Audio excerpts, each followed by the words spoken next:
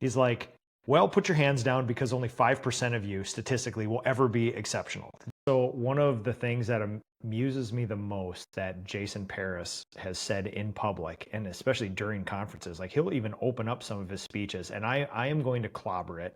I can't do it as succinctly as him, but he will do something where he says, who here wants to be exceptional, right? And everybody's like raises their hand. He's like, well, put your hands down because only 5% of you statistically will ever be exceptional. There's a thing called a bell curve, and a statistical like outlay of where there's the normal people, there's the outliers, there's the high outliers and low, and it's just statistics, it's just data.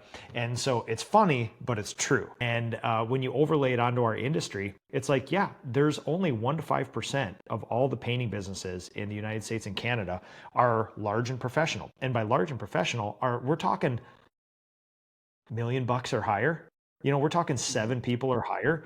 So there's not that many people doing it. And that would tell you a couple things. Either it's very, very hard, which it is not impossible.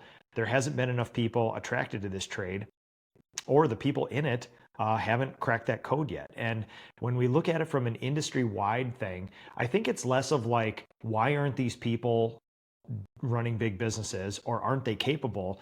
I think there's an origin story that kind of is a good indication of where we are, which is there is not enough big professional painting companies who have standard operating procedures, employee manuals, benefits, year-round work, a supportive management team, fulfillment, other good people there to employ a lot of these people. And when you cannot, if you're a very good craftsperson, master craftsperson in this industry, and you should be making between 30 and 40 bucks an hour at a minimum, and if you go out there statistically by the bell curve, you're not going to find a company to work for. You're going to find a painting company, but they're not going to have any of these things in place. So then what do? You start your own business. You say, well, screw it. If Brandon will only pay me 35 bucks an hour, I'm starting my own and I'm going to charge 45 bucks an hour.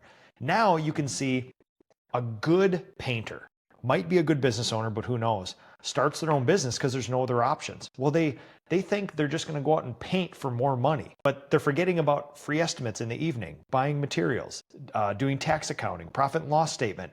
And then they're like, wow, I'm so busy. Everybody loves me because I do good work. Let's hire on people. Well, now all of a sudden you got to spend all your time being a manager, doing all the business stuff for free. And then meanwhile, you're not doing the thing you love. And some people, I fought this for a lot of years. Some people find their way out of that, through that, in that, and some people fight it to a bitter end.